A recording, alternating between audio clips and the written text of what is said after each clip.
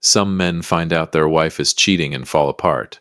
They cry, they beg, they drunk dial their buddies at 2 a.m. and say things like, "I just don't understand how she could do this to me." I am not that man. Welcome back to Dad's True Revenge. Grab your favorite snack, get comfortable, and remember, the people in these stories had every chance to behave themselves. They just chose wrong. Drop a comment and be sure to subscribe. You're going to love it here. My name is Peter Vance, and the night my wife tried to hand my life to someone else like a bag of leftover takeout, I smiled, poured more wine, and said 2 words in perfect German that made a very powerful man's blood run cold. But before we get to that moment, let me take you back. Because if you don't understand where I came from, you won't understand why what happened next was never an accident. It started on a Tuesday, which if you think about it is the most insulting day of the week to have your life unravel. Not a dramatic Friday, not even a moody Sunday. A Tuesday. I'd had a longer day than usual, back-to-back client calls, a lukewarm cup of coffee that had been sitting on my desk so long it had basically given up on life.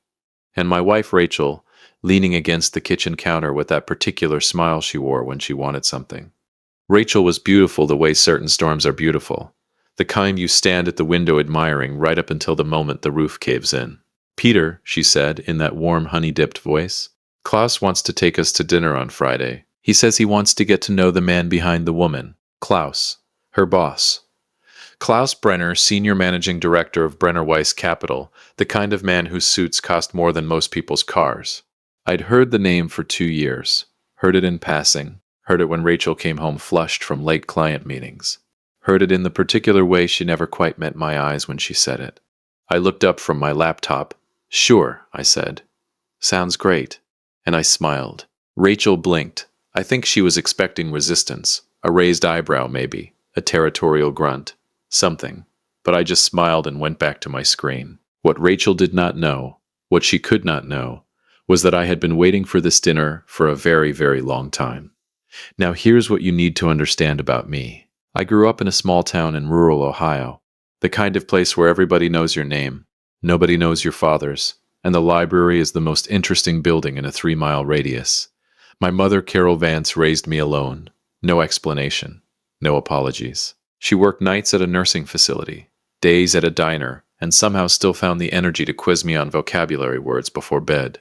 She never talked about my father, not once, until the night she was dying. I was 31 years old, sitting beside her hospital bed, holding a hand that had gotten so thin I was almost afraid to squeeze it. The machines beeped their steady, indifferent rhythm, and my mother turned to look at me with eyes that were more alert than they had any right to be. "Peter," she said. Her voice was barely a whisper. "There are things I should have told you. Mom, you don't have to." Hush. She never lost that. Even dying, she could still hush me with surgical precision. "Your father's name is Gerald Brenner." I went very still. He was a visiting lecturer at the university. We were young. He was persuasive. She closed her eyes briefly. When I told him I was pregnant, he gave me money and a one-way bus ticket back to Ohio. He told me if I ever contacted him again, he would make sure I regretted it. She turned to look at me. "He has a son, Peter, legitimate, named Klaus. He runs the family business now. Gerald is old, sick, and I hear he's recently rewritten his will." The machines kept beeping. "I'm telling you this," she said slowly, "not so you can go looking for trouble, but so that if trouble ever comes looking for you, you'll know what you're holding." She died 4 days later. I spent the next 6 months doing what I do best, research. I am, professionally speaking, a forensic financial analyst, which is a fancy way of saying companies pay me to find the money other people think they've hidden. I am very good at following threads, and Gerald Brenner had left a lot of threads. Here's the short version. Gerald Brenner was dying. Prostate cancer, stage 4. His legitimate heir, Klaus, stood to inherit a controlling interest in Brenner Weiss Capital, worth, conservatively, $600 million. But Gerald, in a moment that I can only describe as either guilt or spite, had recently begun the process of amending his estate documents to include a second heir. A son he'd never acknowledged. Gerald had hired a private investigator to find my mother, only to discover she'd died 3 weeks before. But her son, me, was very much alive, which meant I was about to become the most inconvenient person in Klaus Brenner's world. The question was, did Klaus know? And then, 4 months into my quiet investigation, Rachel came home and told me she had a new boss. His name was Klaus. I sat with that information for a long time, long enough to ask myself whether this was coincidence, long enough to decide that it absolutely, categorically was not. So I did what any rational person would do. I said nothing.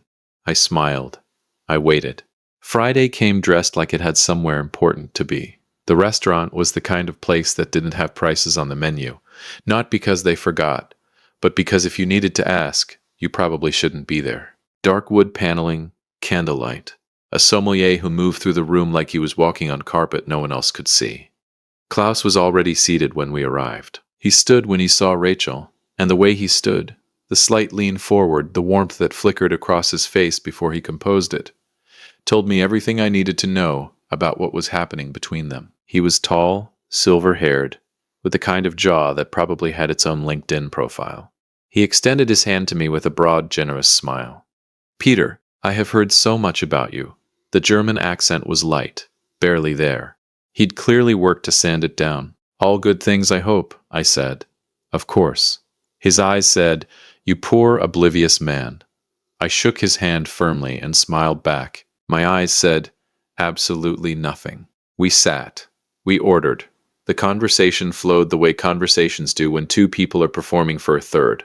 Lots of laughter, lots of warmth, lots of careful avoidance of anything real. Rachel was luminous. She touched Klaus's arm twice when she laughed. She touched my arm 0 times. I ate my sea bass. I asked Klaus polite questions about the markets. I refilled everyone's wine. And then, right there, between the entree and the dessert menu, Rachel placed her hand over her stomach. It was subtle. The kind of gesture a woman makes when she isn't even fully aware she's making it. But I had been watching her for months. I noticed everything. Klaus noticed it too. He glanced at her hand. She gave the smallest nod. Then Rachel looked at me with the full practiced warmth of someone who has been preparing this moment, and said in German to Klaus, "Don't worry, the idiot is so happy about the pregnancy. He thinks it's his. He'll raise your son without ever knowing." She laughed softly. Klaus exhaled. His shoulders dropped 1/2 inch. And I sat there, smiling, swirling my wine glass slowly, the way a man does when he has absolutely no idea what's being said around him. I let the silence breathe for exactly 4 seconds. Then I set down my glass, leaned forward slightly, and said, in the clearest, most unhurried German I have ever spoken in my life, "Your father says hello, Klaus." The color drained from his face so fast it was almost medically interesting. Rachel's hand froze on the table. And somewhere across town, in a private hospital room, an old man named Gerald Brenner was waiting for a phone call from a son he'd just found, and an inheritance that was no longer going to go the way anyone had planned. I picked up my wine glass again. "Now," I said in English, pleasantly, "shall we order dessert? A twist is coming, and trust me, the dinner was only the beginning.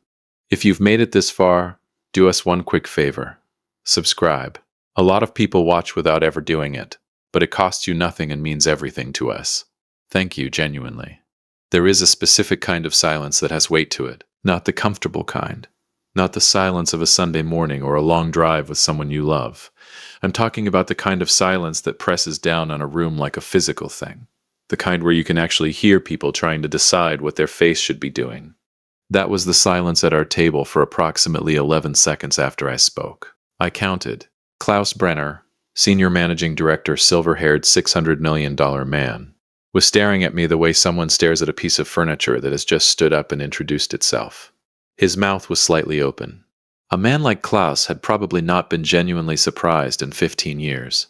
Watching him try to process what had just happened was, honestly, one of the more satisfying experiences of my adult life. Rachel was a different story. Rachel was looking at me the way you look at someone when the floor has just dropped out from under everything you thought you knew. Her hand was still frozen on the table. Her face had gone through approximately 6 emotions in 4 seconds. Shock, confusion, fury, fear, calculation, and then something I can only describe as the specific panic of a woman who has just realized she massively catastrophically miscalculated. I sipped my wine. "Peter," she started, "the Chateau Margaux is really exceptional tonight," I said pleasantly, setting down my glass. "Klaus, do you prefer a Bordeaux or more of a burgundy? You strike me as a burgundy man. Peter, her voice was sharper now. What did you just say to him? I looked at her with the most genuinely confused expression I have ever assembled on a human face. I said, shall we order dessert? You didn't hear me. It's a little loud in here. And then Klaus cleared his throat. Now, I want to pause here for a second because I need you to understand something about Klaus Brenner. He was not a stupid man. Arrogant, yes. Entitled, absolutely.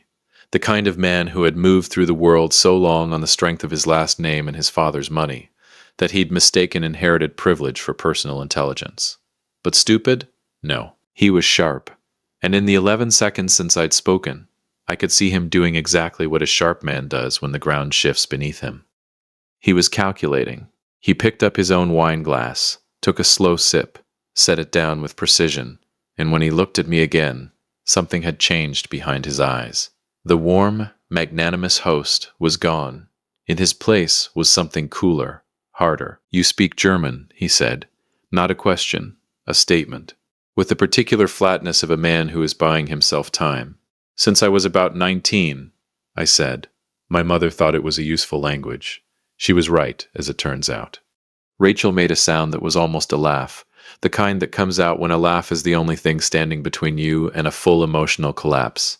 Peter? There was obviously, that was just, not with anger. Just quietly the way you say someone's name when you want them to understand that whatever they are about to say should be chosen very, very carefully. She closed her mouth. I turned back to Klaus. Your father's name is Gerald Brenner, I said conversationally. The way you might say the weather's been strange lately. He's currently at Northwestern Memorial, room 412. He was diagnosed 14 months ago. Stage 4, which I imagine has made the question of inheritance feel rather urgent for a man in your position.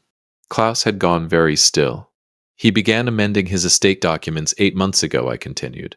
His attorneys, Whitfield and Associates on Michigan Avenue, lovely firm, filed the initial paperwork in November. I imagine you were informed around that time. I imagine that is, in fact, around the same time you became very interested in my wife. The candle between us flickered. Rachel made a small, strangled sound.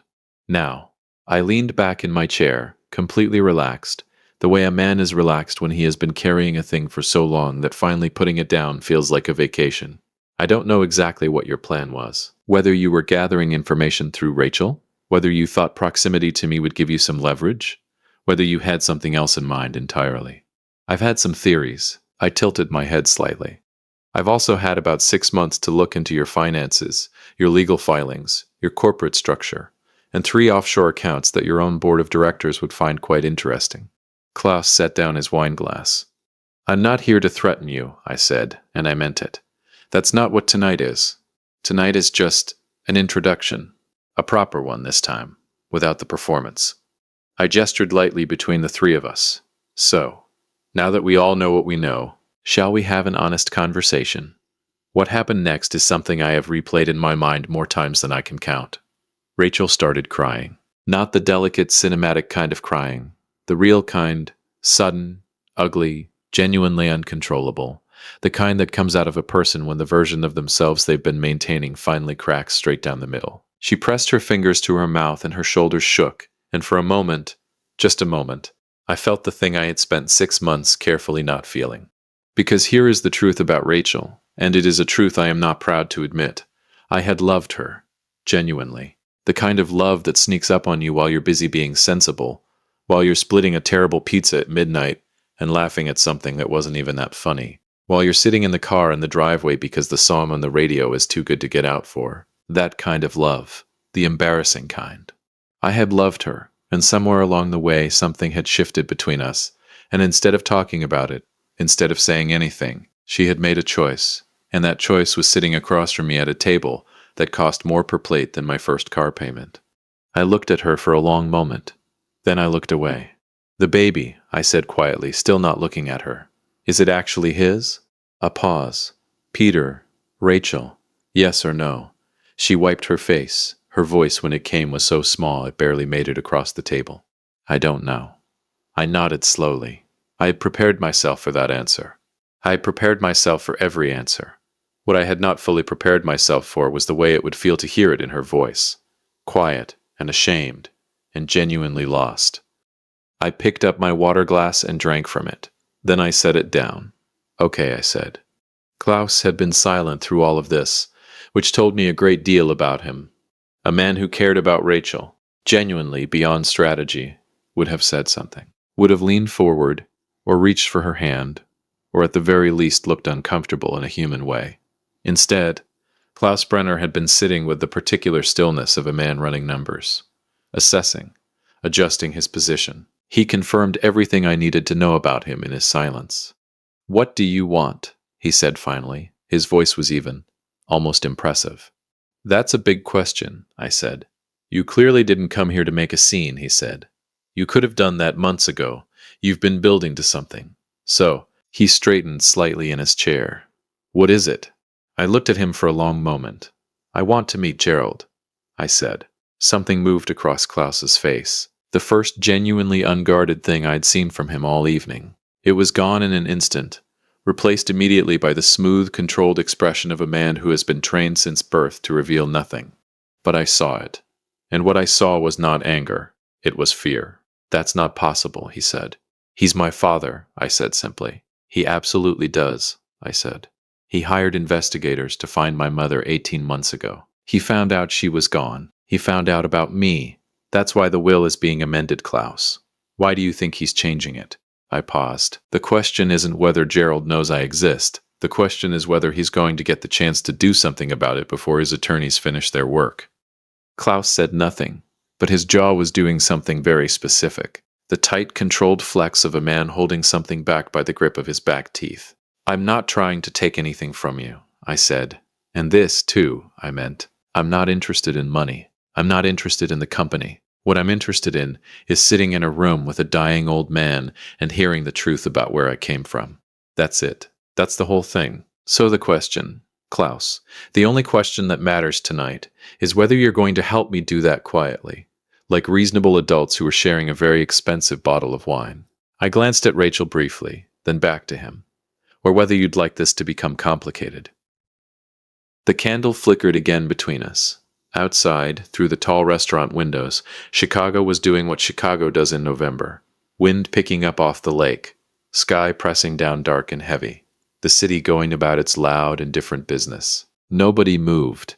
And then Klaus Brenner did something I genuinely did not expect. He laughed. Not a warm laugh. Not a defeated one.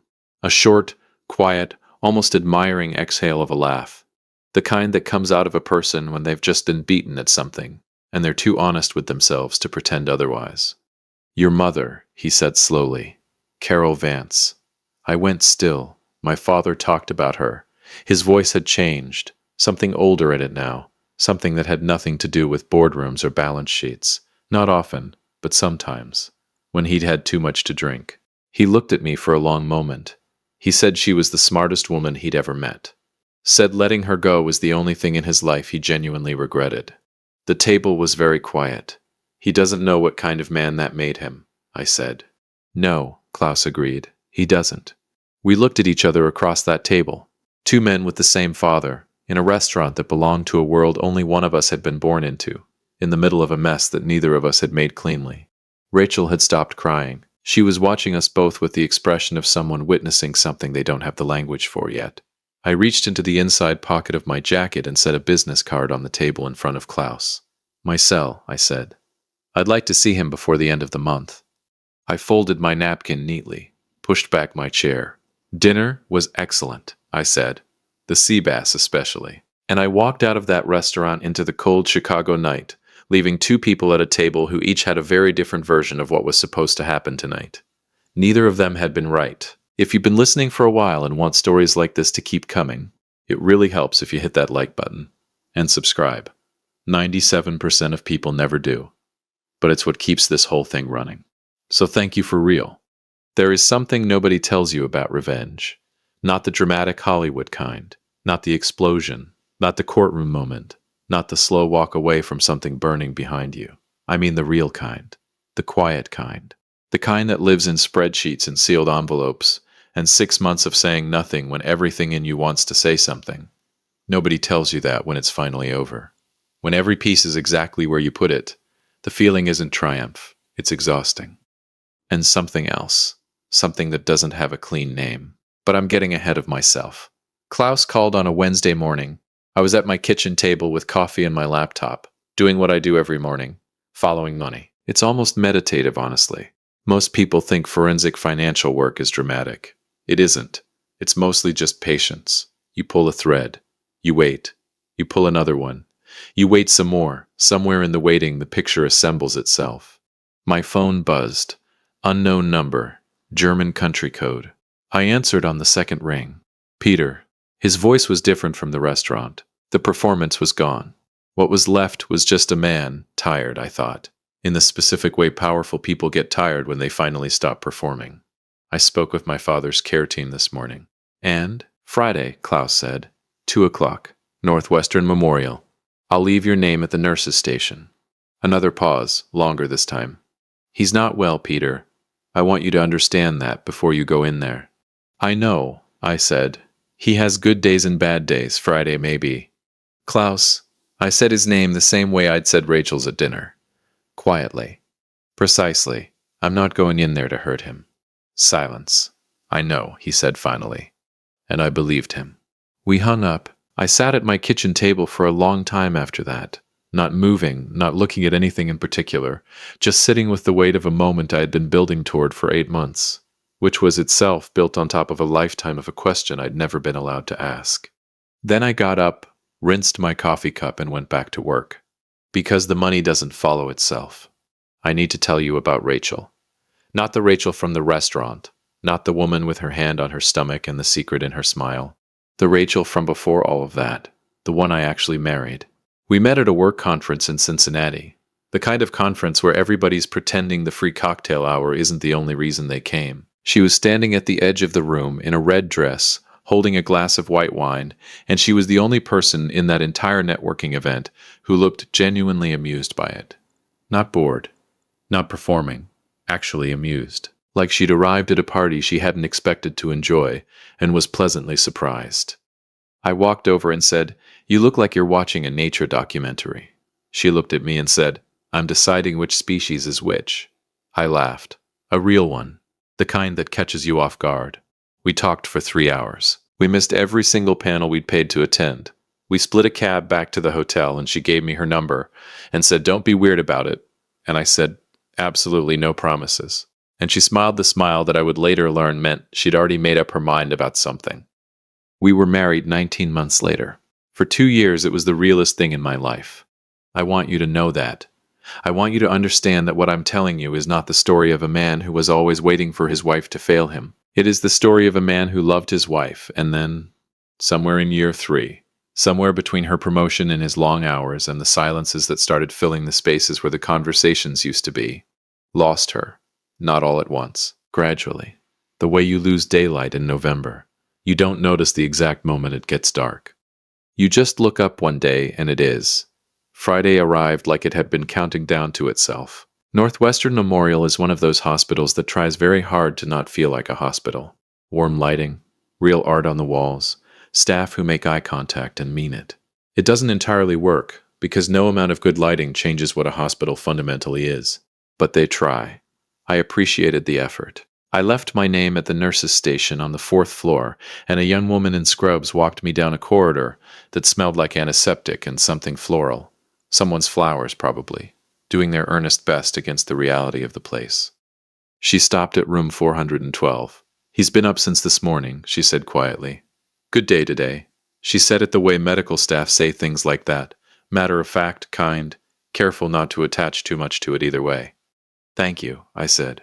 She left me at the door. I stood there for probably 15 seconds, which doesn't sound like long, but try standing at the door of the room where your father is dying sometime, and see how long 15 seconds feels. Then I knocked once and went in. Gerald Brenner was smaller than I expected. I don't mean that dismissively. I mean that in my mind. In the version of this man I'd been constructing from investigator reports and financial documents and secondhand stories. He had taken on a kind of size, the size that absent fathers take on when you've spent a lifetime filling in the blank where they should be. In my imagination, Gerald Brenner was formidable, imposing. The man in the bed was 73 years old, Thin in the way illness makes a person thin, with white hair and hands that lay on the blanket with the careful stillness of something fragile. He had an IV line in his left arm and a tablet on the tray beside him that was open to a chess game he'd apparently been playing against himself. But his eyes were sharp, clear, deeply, piercingly alert in a way that made the rest of him feel like a temporary condition. He looked at me for a long moment, and then he said, in a voice rougher than I expected, but steadier, "You have your mother's jaw." I stood very still. "Sit down, son," he said. "Please." It was the word son that did it, not dramatically. I didn't fall apart. I didn't make a scene. I'm not built for scenes. But something in my chest did a thing it had never done before. A kind of slow, involuntary release, like a breath held for 31 years, finally letting go. I sat down.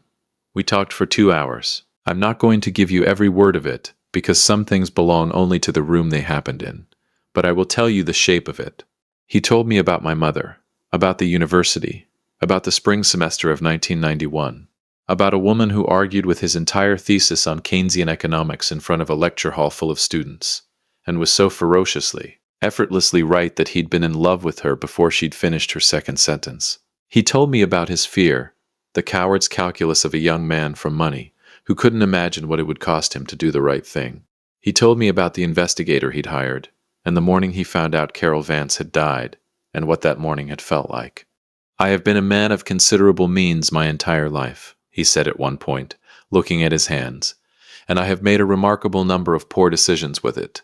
"You don't have to do this," I said. "I know I don't." He looked up at me. "I want to. There's a difference at my age between the things you do because you must and the things you do because you still can." A pause. "There aren't many of the second kind left." I nodded. Then he said, "What do you know about my son?" And something in his tone made me go carefully still. "What would you like me to know?" I said. He studied me for a moment. Then he reached over to the tray beside him, slowly deliberate, and picked up a sealed envelope. He held it for a moment without giving it to me. "Klaus is a talented man," he said. "He has run this company capably for 6 years. He is disciplined, strategic, and competent." A pause. "He is also being investigated by the SEC for fraudulent misrepresentation of fund performance to institutional investors. Has been for approximately 8 months, Gerald continued. His attorneys have been managing it, quietly. He looked at me over the envelope. "Do you understand what I'm telling you?" I understood exactly what he was telling me. Klaus hadn't been pursuing Rachel because of the inheritance, or not only because of it. He'd been building something else, a different kind of insurance. A forensic financial analyst with a spotless professional record, married to his key employee, closely connected to the Brenner family. That was a very particular kind of asset if things went sideways with regulators. The kind of asset you might want firmly in your orbit before the wall started closing in. I had not been the mark. I had been the plan B. "He doesn't know you know," I said. "No," said Gerald. "And the will." "The amendment stands," he said simply. "Regardless of what Klaus has done or hasn't done, you are my son. That doesn't have conditions." He set the envelope on the tray and pushed it gently toward me. "This is a letter. To you, written by me, witnessed by my attorneys, explaining the full truth of your parentage and my intentions. It is not about money. You may do with it whatever you choose." I looked at the envelope. "Why are you telling me about the SEC?" I asked. He settled back against his pillows. Something passed through his eyes. Tiredness, maybe. Grief of a particular variety. "Because you are the only person in my life right now," he said quietly, "who has absolutely nothing to gain from lying to me." I left the hospital at 4:15. I sat in my car in the parking garage for a long time, the sealed envelope on the passenger seat beside me, the city doing its oblivious Friday thing outside. Horns, wind, the distant sound of a train. I thought about my mother quizzing me on vocabulary words. I thought about Rachel in that red dress at the edge of a room in Cincinnati. I thought about Klaus's face at the restaurant, the flash of something unguarded, and understood now what it had actually been. Not just fear of losing an inheritance. Fear of a man who could see the thing he needed to keep invisible. I picked up my phone. I had 3 messages. One from Klaus. "How did it go?" Sent 12 minutes after I'd arrived at the hospital. Nervous timing. One from Rachel. "Peter, can we talk, please?" And one from a number I didn't recognize, which turned out, when I looked it up, to be registered to a legal firm in Washington, D.C. that specialized in SEC whistleblower cases. I stared at that last one for a while. Then I started the car. Here is what I did, and I want you to listen carefully, because this is the part that matters. I called Rachel back first. She answered on the first ring, which told me she'd been holding the phone. "Peter, are you safe?" I said. A pause. "What? Are you physically okay? Are you somewhere safe?" Yes, I'm home. "Peter, I need to." "The baby," I said. "Whatever happens between us, whatever this becomes, that baby didn't make any choices. I want you to know that I know that." She was quiet for so long I thought the call had dropped. Then she said in a voice so stripped of everything practiced and performed that it barely sounded like her, "I'm sorry, Peter. I am so sorry." "I know," I said. And then, because it was true, "I know you are." We didn't fix anything that evening. You don't fix something like that in a phone call in a parking garage on a Friday afternoon. But I said what I needed to say, and she said what she needed to say, and when we hung up, there was something between us that had not been there at that restaurant table.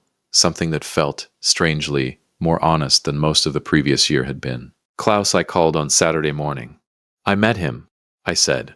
"I know," he told me. A pause. "How are you?" "I'm fine," I said. "You?" Honest answer, I'd prefer it. A long exhale. "I've been better." And then, after a moment, "Peter, there are some things I need to tell you. About the business. About the situation I'm in. I know about the SEC, Klaus. Your father told me," I said, "not to hurt you, because he needed someone in his corner who wasn't already compromised." More silence. "Here's what's going to happen," I said. "You're going to call Whitfield and Associates on Monday morning. You're going to authorize them to begin preparing a full voluntary disclosure to the SEC. Voluntary cooperation substantially changes the outcome. You know that. I know that. You do this quietly, cleanly, and you do it now, before they come to you. Peter, I'm not your enemy, Klaus, and I meant it, which still surprises me a little when I think about it. I'm not interested in watching you burn. I'm interested in this being over.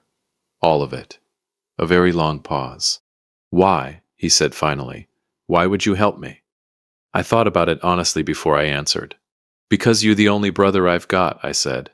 Gerald Brenner passed away on a Tuesday, which I've decided is simply what Tuesdays are for in my life, 6 weeks after our first meeting. We had seen each other 4 more times. We had played chess twice. He was considerably better at it than I was, and entirely unapologetic about it, which I respected enormously. In his final amended will, he left Klaus controlling operational interest in Brenner Weiss Capital, subject to ongoing regulatory compliance, which Klaus, to his genuine credit, was already in the process of addressing. He left me something different: a letter, a name, and a modest but meaningful financial interest that Gerald described in his characteristically dry way as overdue with interest. More than that, he left me the truth. Documented, witnessed, permanent. Which is, as it turns out, the only inheritance that actually matters. Rachel and I did not stay married. I want to tell you that clearly, without drama, because this story is not about whether we stayed together. We tried, for a while. We were honest with each other in ways we hadn't been in years, which was both better and harder than I expected. The baby, a boy, was born in April. DNA confirmed what a part of me had quietly suspected since that dinner. He was mine. His name is Daniel. He has Rachel's eyes and my mother's jaw, and absolutely no idea yet how complicated the story of his family is. He will, someday. I'll tell him all of it. Every part. I think my mother would have liked that. I still think about that Tuesday in the kitchen. Rachel leaning against the counter with her honey-dipped voice and her particular smile. Klaus wants to take us to dinner. And me looking up from my laptop, already knowing everything I knew, saying, "Sure, sounds great," and meaning none of it and all of it simultaneously. Some people ask me how I stayed so calm through all of it. Here's the honest answer. I wasn't calm because I was cold. I wasn't calm because I didn't care. I was calm because my mother spent 31 years teaching me, through every vocabulary quiz, every double shift, everything she chose not to say, that the most powerful thing a person can do in an impossible situation is simply refuse to be reduced by it. She carried a secret her whole life that could have made her bitter. It didn't. I carried it for 8 months. It didn't make me bitter either, which means she won even at the end. which means she always won. My name is Peter Vance. I grew up in a small town in Ohio, with a mother who worked too hard and loved too well, and never once in 31 years let me see her break. I found my father. I found my brother. I lost my marriage and found my son. And on a Tuesday, the most insulting day of the week, a woman I loved sat across from me and tried to hand my life away like leftover takeout. She didn't know I spoke German.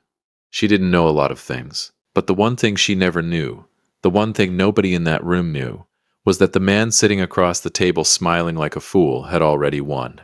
If you liked this story, join our community by hitting that like button and subscribing for more real, raw, and family-centered stories. And, as always, thank you for being a part of this sphere.